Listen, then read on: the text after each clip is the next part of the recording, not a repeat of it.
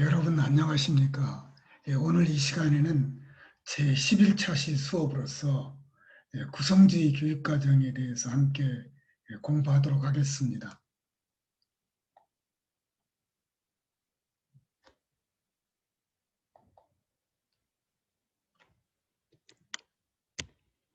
오늘 수업의 순서는 주요한 교육과정의 특징을 비교한 다음에요.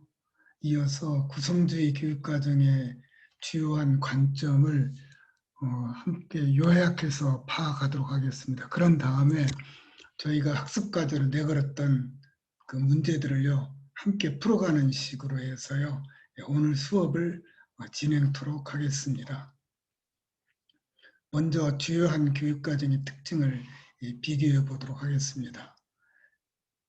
크게 중심되는 교육과정은요, 세 가지로 구별할 수가 있습니다. 첫째는 교과 중심 교육과정, 또 하나는 지난 시간에 우리가 함께 공부했던 경험 중심 교육과정, 그리고 또 하나는 오늘 우리가 함께 공부하고자 하는 구성주의 교육과정입니다. 각각의 교육과정은 지식의 어떤 구성 방식 또는 그 지식 형성에 있어서 주체, 그 다음 학습의 과정, 또한 교육 내용 면에서 크게 구별됩니다. 한번 같이 보겠습니다. 자, 교과 중심 교육과정에서의 지식은 논리적 체제로 구성되어 있습니다. 논리성을 따라 지식이 형성되고 구성되어 있다고 보면 되겠습니다. 지식 구성의 주체는 바로 누구냐면은 교과 그 자체입니다. 그리고 그 교과를 갖고 있는 교사가 바로 교육과정 운영의 주체가 되겠습니다. 학습의 과정을 보면은요, 지식 그 자체가 논리적 체제로 구성되어 있기 때문에요, 학습자의 학습 또한 그 지식 그 자체의 교과 그 자체의 논리적 체제를 따라서 그대로 사고 과정을 해야 되는 것이므로 그 논리적 사고, 논리적 체제의 발달 과정의 순서로 학습을 하게 됩니다. 학습에서 가장 중요한 것은 교과 지식이 체계적으로 전달되고, 또한 학습자는 그 교과 지식을 체계적으로 습득하는 것입니다. 자, 교육 내용을 보겠습니다. 교육 내용은 이미 체계화되고 구조화된 내용을 바로 학습자는 습득하도록 되어 있습니다. 체계화되고 구조화된 형태의 지식을 학습자가 공부하게 됩니다. 자, 반면에 경험 중심 교육과정은요, 지식 그 자체 논리적 체제가 아니라요, 학습자 내면에서 일어나는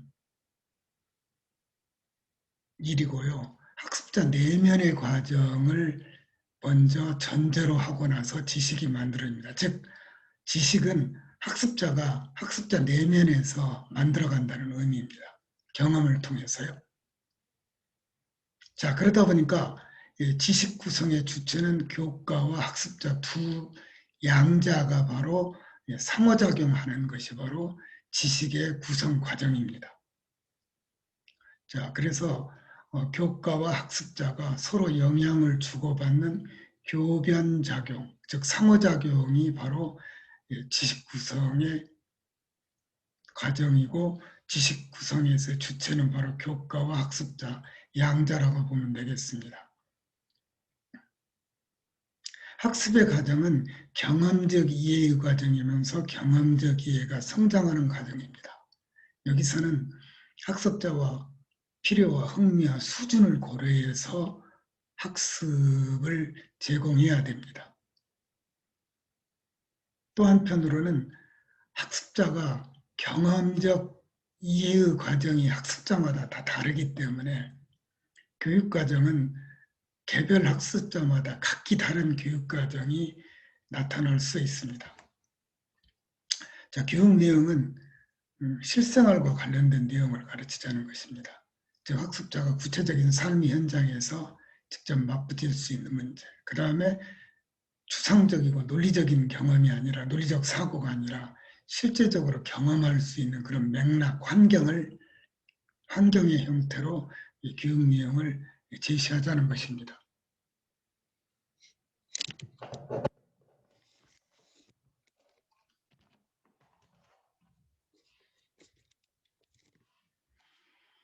자, 이어서 구성주의 교육과정입니다. 구성주의 교육과정에서의 지식이라는 것은 개별적 구성의 대상입니다. 모든 학습자가 개별적으로 지식을 구성합니다. 그 주체는 이제 학습자입니다.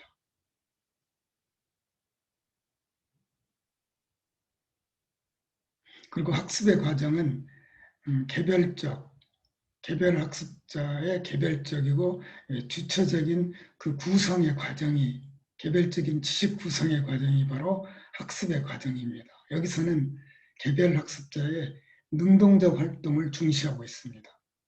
자, 교육 내용을 보겠습니다. 교육 내용은 구조화된 형태가 아니라 비구조화된 형태고, 정형화된 것이 아니라 비정형화된, 비체계화된 형태의 내용을 학습자에게 제공하라는 것입니다. 왜냐하면 여기서는 이미 학습자 아닌 다른 사람이 교과나 교사위에서 체계화, 구조화된 내용이 있다면 이 체계화와 구조화의 역할은 구성주의 교육과정에서는 학습자가 해야 될 일입니다. 그러니까는 체계화되고 구조화된 내용을 제시하면 안 되겠죠. 그 다음 주제형, 결론형 지식이 아니라 소재 형태의 소재형 지식을 학습자에게 제공하자는 것입니다. 이어서 구성주의 교육과정의 관점을 한번 요약해서 파악해 보도록 하겠습니다. 구성주의에서 지식의 구성은 수동적으로 받아들여지는 것이 아니라 그것을 인식하는 주체에 의해서 능동적으로 구성됩니다. 자, 지식은 교과에 나와 있는 것 또는 교사가 만드는 것이 아니라 학습자가 직접 구성한다는 것입니다. 그게 바로 구성주의입니다. 그래서 여기서는 자기주도적 학습을 강조합니다.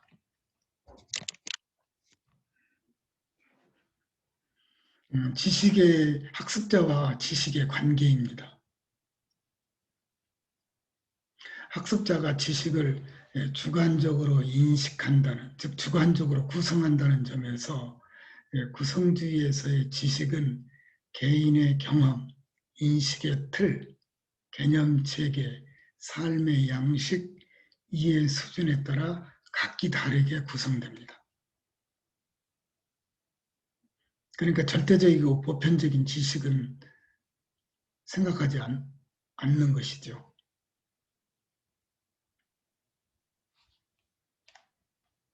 3번입니다. 학습자의 주체적인 지식 구성입니다. 모든 학습자가 학습 내용에 따라 동일하게 지식을 형성하는 것이 아니라 지식은 개별 학습자의 내재적인 이해, 인식 과정에 따라 다르게 형성되고 구성되므로 학습자의 주체적인 지식 구성을 강조합니다. 즉, 지식 구성, 지식 형성에서 주도권은 학습자에게 있습니다.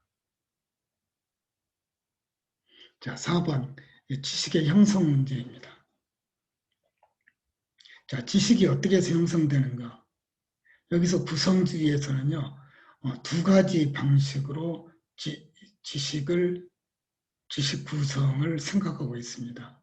하나는 인지적 구성주의이고요. 또 하나는 사회적 구성주의라고 할 수 있습니다. 먼저 인지적 구성주의에서는요, 개인의 독특하고 개별적인 인지적 작용으로 지식을 구성하고 형성한다고 합니다. 자, 반면에 사회적 구성주의에서는요, 특정 사회 속의 구성원 속에서의 상호작용을 통해 지식을 구성한다는 것입니다. 즉 특정 사회 구성원에 공유되는 사회적, 문화적, 역사적 환경 안에서의 사회적 상호작용의 과정을 거쳐서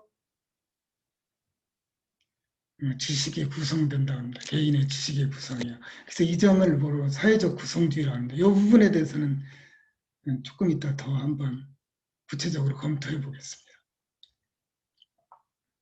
5번 지식의 체계입니다. 자, 지식은 절대적이고 보편적이며 영원 불변하는 진리체계라기보다는 상대적이고 맥락적이고 잠정적이고 오류 가능성 있는 믿음체계로 봅니다. 지식이라는 것이 절대적인 지식은 없고요. 상대적이라는 것입니다. 누가 어떻게 보느냐에 따라서 맥락, 상황에 따라서 달리 파악되는 것이고요.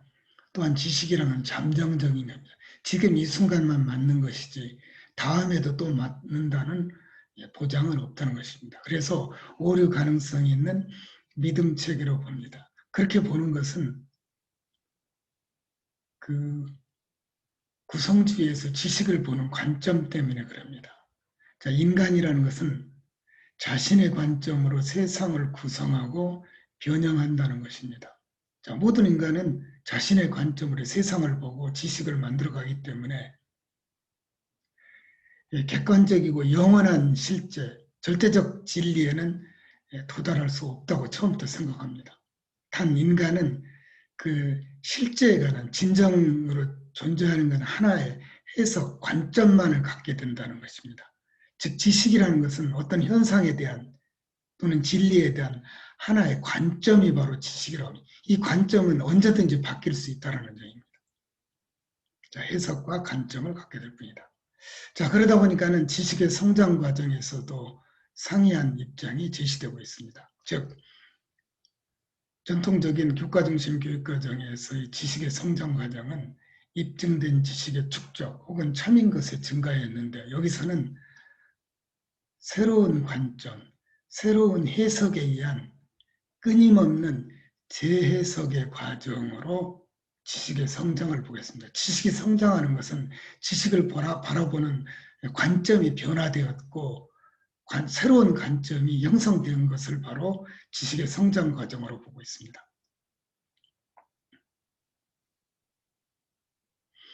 그러면 교육과정에서 지식의 선정 기준을 보겠습니다. 7번입니다.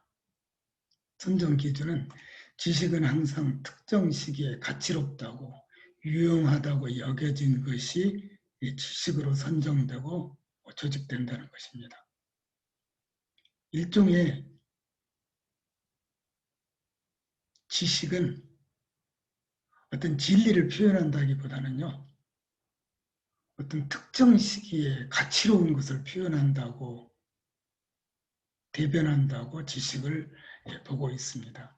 자, 그래서 8번 지식의 가치입니다. 지식의 가치는 특정 개인 혹은 집단에 의해서 해석되고 선정되고 조직된 가치체계의 표현으로 이해하고 있습니다. 즉 지식은 진리체계의 표현이 아니라 가치체계의 표현이라는 것입니다.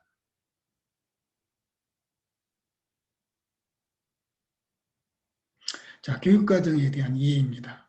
교육과정은 사전에 만들어진, 결정된, 객관화된 교육과정이 아니라 가르치고 배우는 당사자들이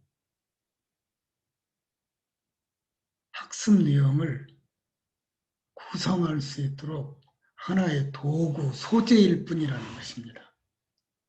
자, 그러니까는 가르치고 배우는 당사자들이 주체적이고 비판적인 사고와 의미의 재해석을 통해서 학습 내용을 구성하는 데 도움을 주는 도구, 소재가 바로 교육과정으로 이해합니다. 즉 결론화된 내용, 체계화된 내용이 아니라는 것입니다. 자, 이렇게 볼 때 교육 내용은 비구조화된, 정형하지 않는 복잡한 형태로 구성된다는 점입니다.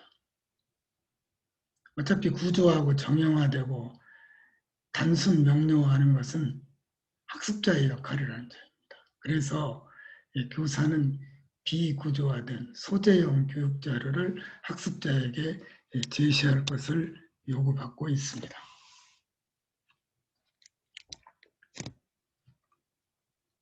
10번입니다. 자, 교육과정의 운영 원리입니다. 여기서는 교과가 중요하지 않습니다. 구성주에서는요. 교과는 지식 구성의 한 수단일 뿐이기 때문이죠. 자, 그래서 각 교과 영역의 경계를 고수하지 않고 각 교과를 구분하지 않으며 문제나 주제, 쟁점, 토픽 또는 특정한 사고 기능 등을 중심으로 여러 교과 간의 학습 내용을 통합적으로 재조직하여 가르친다는 점입니다. 일종의 프로젝트 학습이라든가 스팀 학습을 중시하고 있습니다. 교과 지식보다는 당면한 문제라든가 해결하고자 하는 주제, 쟁점, 토픽 등을 우선된다는 점입니다. 자, 그래서 구성주의에서는 분과형 교육과정이 아니라 통합, 융합형 교육과정을 중시합니다.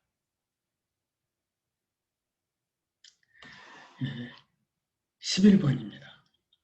실제 생활과 학습. 이 부분은 구성주의와 경험주의 교육과정이 만나는 점이기도 한데요. 구성주의에서의 진정한 의미의 학습은 학습자의 구체적이고 일상적인 삶과 밀착된 상황에서 이루어진다고 보고 있습니다. 즉 학습자가 직접 이 자리에서 만날 수 있는 문제, 삶과 밀착한 문제를 교육 내용으로, 교육 자료로 제시한다는 점입니다. 그리고 그러다 보니까 교육 내용은 실제 생활에서 부딪힐 수 있는 문제들을 대상으로 학생들과 직접적으로 관련이 있는 내용을 강조합니다. 자, 여러분들 여기서 지금 먼저 중요하실 것은 여기서 한 두 가지 점을 먼저 생각해야 되는데요. 첫째는 맥락이라는 것을 말하고 있습니다. 또 하나는 실제 생활과 직접적으로 관련 있는 내용인데요. 그러니까 구성주의라든가 또는 경험주의에서도 마찬가지입니다. 여기서는 학습자에게 맥락을 제공하지 개념을 제공하는 것이 아닙니다. 맥락과 대비되는 말이 개념 또는 결론적 결론이라고 할 수 있습니다. 자, 맥락. 맥락이라는 것은 뭐냐면요. 학습자가 개념을 갖게 되고 결론을 내릴 수 있도록 여러 가지 주변 자료를, 환경을 제공하는 것을 맥락이라고 하는 것입니다. 자, 그래서 개념이 아니라 맥락이라는 점입니다. 그럼 개념화시키고 결론을 내리는 것은, 결론적 지식을 갖게 되는 것은 누구의 역할이죠? 그렇죠. 학습자의 역할이기 때문에 맥락만 제공하라는 것입니다. 자, 그 다음에 추상적이고 논리화되고 상징적인 내용들은 학습자가 직접 몸으로 겪어낼 수 없기 때문에 일단은 학습자의 어떤 삶의 현장에 밀착한 문제 또는 직접적으로 관련 있는 내용을 제시하라는 것입니다. 12번입니다. 자, 새로운 상황에 대한 학습입니다. 새로운 상황을 만나면 학습자는 그 상황을 사회적 맥락 속에서 이해를 파악을 하고 또는 사회적 맥락과 관련지어 파악을 하고 또는 자기 내면 세계 속에서의 구성을 통해서 의미를 만드는 데 이게 바로 학습의 과정이라고 보고 있습니다. 자, 그러니까는요, 새로운 상황을 만나면은요, 학습자는 일반적으로 구성주의는요, 자기 내면 세계와의 협상을 통해서 바로 의미를 구성하는 것이 이게 바로 인지적 구성주의입니다. 반면에 바로 내면 세계의 협상이 아니라요. 내면 세계의 인지적 과정으로 바로 지식을 형성하는 것이 아니라요. 그걸 먼저 사회적 맥락 속에서 다른 사람들이 또는 그가 처한 사회적 환경 속에서 그 지식을 어떻게 파악하고 있는가를 먼저 그걸 거친 후에 그걸 통해서 자기 내면 세계와의 인지적 과정을 통해서 학습이 이루어진다고 보는데요.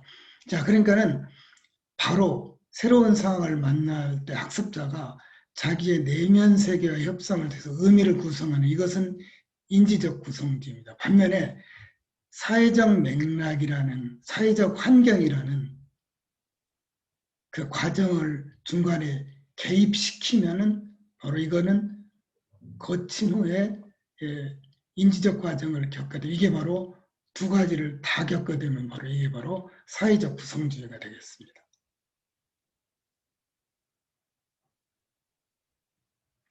자, 13번입니다. 자, 교사와 학생의 관계입니다. 교사는 학생들을 도와주는 동반자적인 관계를 유지할 것을 요구받습니다. 자, 교사와 학생의 관계는 수평적 관계입니다. 그 이전에 교과중심 교육과정에서는 수직적 관계였죠. 자, 여기서는 수평적 관계를 유지하도록 요구받습니다. 그래서 교사는 전달자고 전수자가 아니라 학습의 도우미, 촉진자, 공동학습자의 역할을 합니다. 즉 도우미, 퍼실리레이터, 촉진자, 코러너, 공동학습자의 역할을 수행하는 것입니다.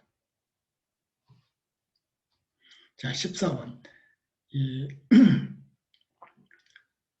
구성주의에서 평가의 의미를 보겠습니다. 평가는 어떤 위치를 갖느냐는 것인데요. 그 종전까지는요, 학습의 결과를 평가하는 것이 평가였습니다. 자, 그런데 구성주의에서는요, 학습의 과정, 지식 형성의 과정, 그걸 평가하자는 것입니다. 왜냐하면 결과는요, 모든 사람마다 다 결과가 똑같은 것이 아니기 때문에요. 결과는 평가 대상이 되지 않는다는 것입니다. 즉, 그 학습의 과정 그 자체를 에서의 평가를 중시합니다. 자, 그래서 지금 학교 현장에서는요, 학습 과정 중심의 평가를 권장하고 있습니다. 그리고 또 수행평가를 하더라도요, 학습의 과정에 대한 수행평가를 중시하고 있습니다. 그래서 종전의 수행평가는요, 보고서를 내라든가 어떤 이런 과제물을 집에서 해오는 것을 수행평가로 생각했거든요. 그런데 지금의 수행평가는요, 이 보고서 형태가 아니라요, 수업 현장에서 실제 학생들이 수업 속에서 이루어지는 것을 바로 평가한다는 것이기 때문에요. 요즘의 수행평가는요, 교실 안에서 학생이 수행한 것을 평가합니다. 그래서 보고서와 어떤 여러 가지 평가를 하더라도요, 집에서 해오는 것이 아니라요, 교실 안에서 수행한 것을 평가하고 있습니다. 이게 바로 과정 중심의 수행평가입니다. 그리고 평가에는 교사평가, 자기평가, 학생 자기평가, 동료평가 등이 포함되고 있습니다. 자, 15번입니다. 학습 방법 및 학습 집단 구성입니다. 자, 구성주의 학습은 처음부터 개별학습을 강조하고 있습니다. 즉, 개별학습자의 주관적 구성과 인식을 강조하기 때문에요. 처음부터 사회성 확보가 어렵다는 난점이 있습니다. 그래서 사회성, 다른 사람과의 지식의 공유성, 이걸 간주관성이라고 그러는데요. 자, 그래서 이게 바로 인지적 구성주의가 겪고 있는 문제였습니다. 개별학습이기 때문에 지식의 주관성만 강조하기 때문에 사회성 확보가 어렵다. 자, 그래서 지식 구성에서의 간주관성 확보를 위해서는 학습에 있어서 동료 학습자와 상호작용과 협력학습이 필요합니다. 자, 협력학습의 과정이 바로 그래서 사회적 구성주의에서는요, 협동학습, 협력학습을 강조하는데 이게 바로 간주관성 확보의 과정입니다. 아무래도 지난번 교원 임용고시에서요, 비고츠키의 사회적 구성주의가 시험에 나왔습니다. 자, 그것은 바로 뭐냐면 간주관성 확보를 위해서 협동학습을 한다는 그런 관점입니다.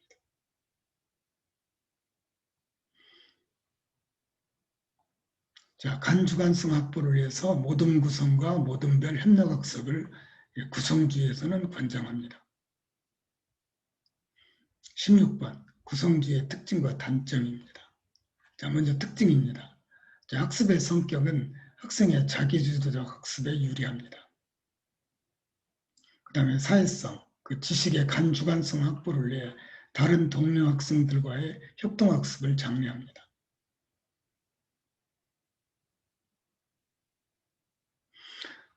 학습 과제와 관련지어 볼 때 학습은 구체적인 생활 속의 실제적 성격의 과제로 이루어지며 여기서 현실적으로보다는 실질적으로는 말이 더 맞겠습니다. 실질적으로 학생들과 직접적으로 관련 있는 내용을 학습 과제로 제공할 것을 강조합니다. 그 다음에 평가 면에서 학습의 과정 중심의 평가입니다. 평가를 강조합니다. 그래서 실제적 학습 과정에 대한 수행평가를 중시하고 있습니다. 자, 단점입니다. 자, 구성주의는요, 우리가 말 그대로요, 쉽게 생각할 수 있는데요, 그렇지는 않습니다. 지식 구성을 학습자가 하고 있고요, 학습자가 한다는 점에서요, 또한 학습의 과정이요, 지식 구성을 학습자가 한다는 차원에서 볼 때 학습의 과정은요, 굉장히 복잡하고요, 학습자마다 각기 여러 가지 다양한 형태로 전개될 수 있기 때문에요, 교사가 그 모든 면을 다 생각하고 교육과정을 생각해야 된다는 점입니다. 그 점에서 볼 때 구성주의 교육과정에 따른 수업은요, 일반 전통적인 교사 중심의 수업보다는요, 훨씬 어렵고요, 준비할 것이 많고요, 복잡합니다. 자, 그래서 단점입니다. 자, 교사가 구성주의 교육에 대한 경험적 연구가 부족하고 교사가 자신의 새로운 역할을 이해하지 못하면 아예 처음부터 실현되기 어렵습니다. 괜히 무질서한 수업이 될 수가 있습니다. 죽도밥도 아닌 수업이 될 가능성이 높습니다. 자, 구성주의 교육에 대한 교사의 이해가 부족하면 처음부터 실현되기 어렵다.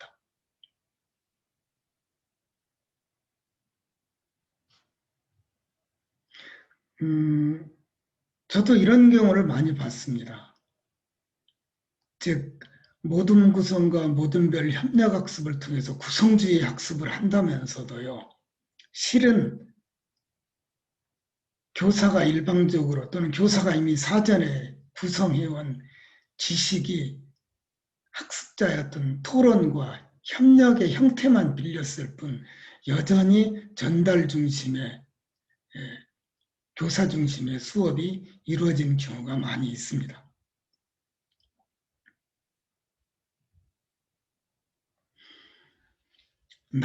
두 번째입니다. 지식 구성 또는 학습에서 사회성에 대한 인식이 결여될 가능성이 높다. 원래 구성주의 자체가 갖고 있는 점이 바로 입니다. 간주관성이 확보되지 않는다는 것이죠. 자, 그래서 지식 구성에서 주관성이 강조되어 사회성, 간주관성에 대한 인식이 결여될 가능성이 높습니다. 다번입니다.